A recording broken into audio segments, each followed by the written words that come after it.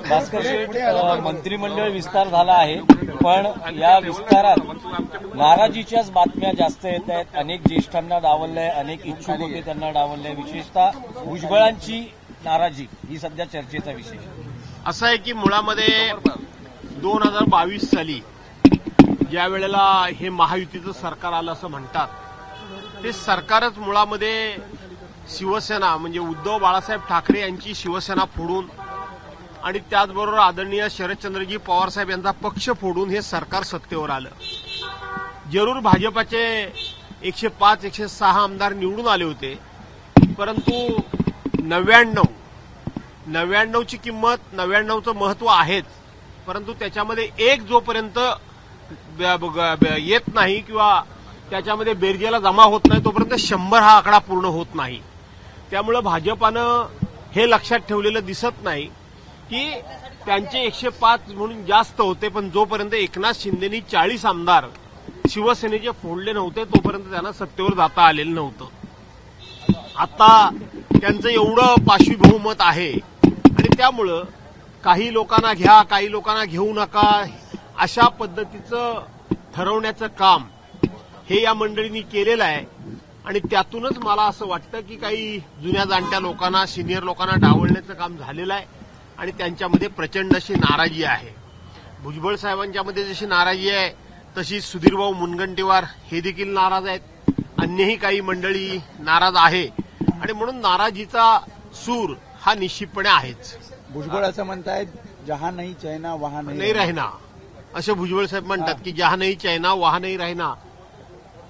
मला माहित नाही की आता या वयामध्ये किंवा त्यांना कुठे चैन पडेल अशा ठिकाणी ते जातील किंवा त्यांचा कोणी विचार करेल असं मला वाटत नाही. पण तुम्हाला काय वाटतं की भुजबळांचं हे नाराजी नाट्यापुरतंच आहे की पुढे काही होईल?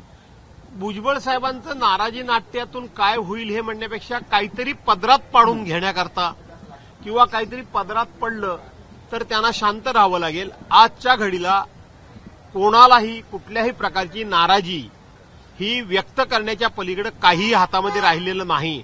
इतकं महायुतीकडे पाशवी बहुमत आहे, त्यामुळे कोण रुसला, कोण रागवला त्याला फार मोठं महत्व महायुतीमध्ये दिलं जाईल असं मला वाटत नाही. शिंदे शिवसेनेतले काही माजी मंत्री ज्यांना या मंत्रिमंडळात स्थान मिळालं नाही, त्यांनी आपला गाशा गुंडाळला आणि ते अधिवेशनातून आपल्या मतदारसंघात निघून गेले.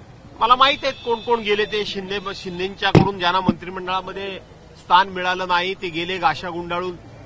मला तुम्हाला स्पष्ट सांगू का की कोणी गाशा गुंडाळला, कोण नाराज आहे, महायुतीमध्ये कोणाला मंत्रिमंडळामध्ये स्थान मिळालं नाही याचं मला काडीचंही सुख ना दुःख, जरा सुद्धा सुख-दुःख नाही. त्यांच्याबद्दल मी भाष्यही करू इच्छित नाही. मी एवढंच सांगेन की ज्यांना मिळालं त्यांना शुभेच्छा, ज्यांना नाही मिळालं त्यांना सुद्धा मनापासून शुभेच्छा. नाही, पण असं म्हटलं जातंय की यावर एक फॉर्म्युला असा आहे की 2.5 वर्षाचं मंत्रिपद आणि कामगिरीचं मूल्यमापन होणार. जे काही नापास ठरतील त्यांना संधी हुकणार पुढच्या वेळेस. असं आहे की हे सगळं बोलावं लागतं, हे सगळं करावं लागतं. पुढे काय होईल आणि काय नाही यापेक्षा महाराष्ट्राच्या पदरामध्ये काय पडणार आहे हे आपल्याला बघणं गरजेचं आहे.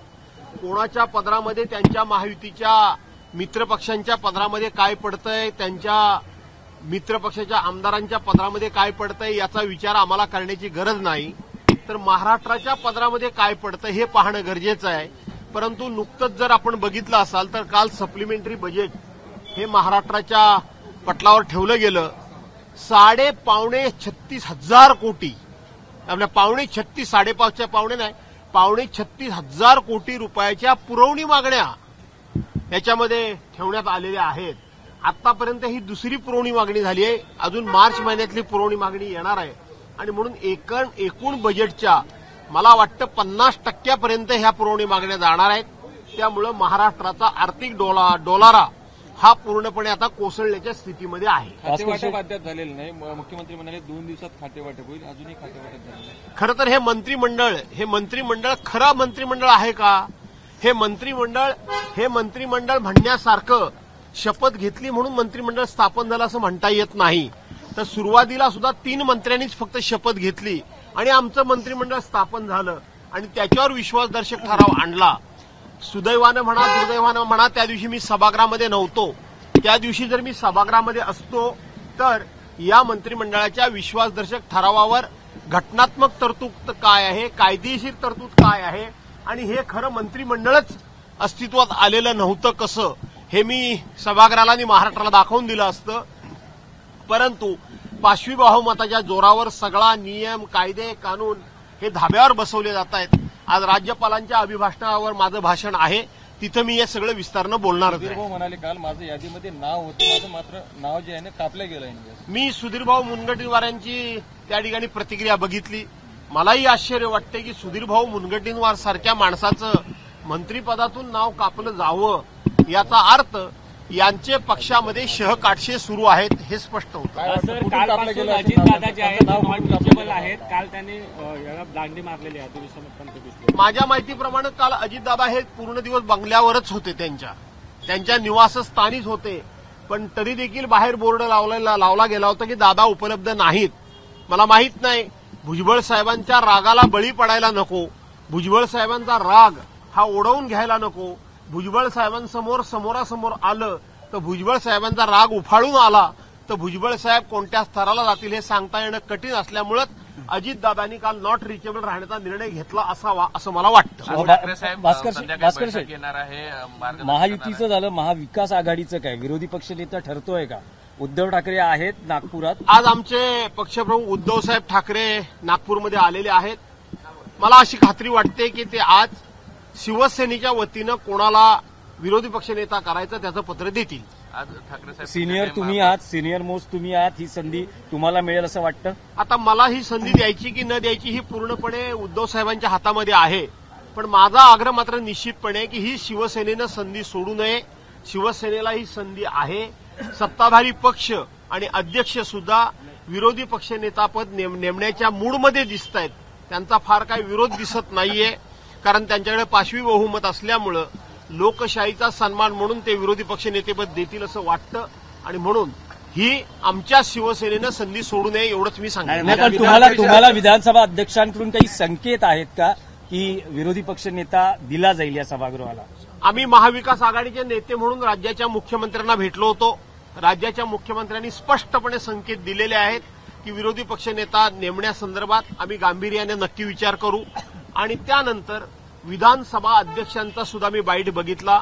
त्यांनी सांगितलं अद्यापपर्यंत माझ्याकडे कोणाचीही मागणी अर्जच आला नाही, तोपर्यंत मी विचार कसा करणार. आणि म्हणून ते बरोबर बोलले.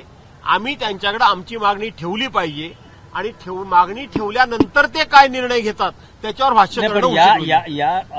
या विषयासंदर्भात तुमच्याच पक्षातल्या दोन मित्र पक्षांचं असं म्हणणं आहे, एनसीपी आणि काँग्रेसचं, की अर्ज अशी कधी विरोधी नेत्यासाठी परंपरा राहिलेली नाहीये, अर्ज केला जात नाही या पदासाठी. असं नाहीये. माझ्या माहितीप्रमाणे ज्या वेळेला आमचं सरकार पडलं आणि अजितदादा विरोधी पक्ष नेते झाले त्यावेळेला अजितदादांनी त्याकडे मागणी केलेली होती. जयंतराव पाटलांनी पक्षाचे अध्यक्ष म्हणून मागणी केलेली होती.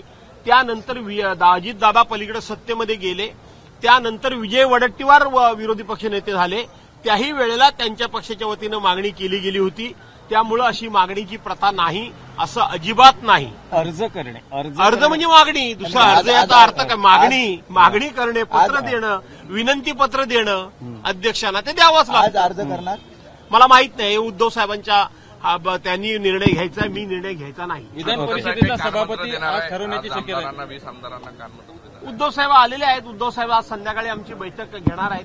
आणि संख्येनं जरी आपण कमी असलो तरी सभागृहामध्ये आपल्या पक्षाचा आवाज, आपल्या पक्षाची कामगिरी आणि आपल्या पक्षाचं अभ्यासपूर्ण अशा प्रकारचं काम सभागृहामध्ये कसं असावं याकरता उद्धव साहेब आम्हाला मार्गदर्शन करणार. विधान परिषदेचं सभापती निवड आज होण्याची शक्यता आहे. नीलमताई गोरे यांचं सभापती होण्याची शक्यता आहे मला माहित नाही त्या विधान परिषदेतल्या कामकाजा संदर्भात, परंतु मला असं वाटतं कोणतरी नवीन माणूस होईल.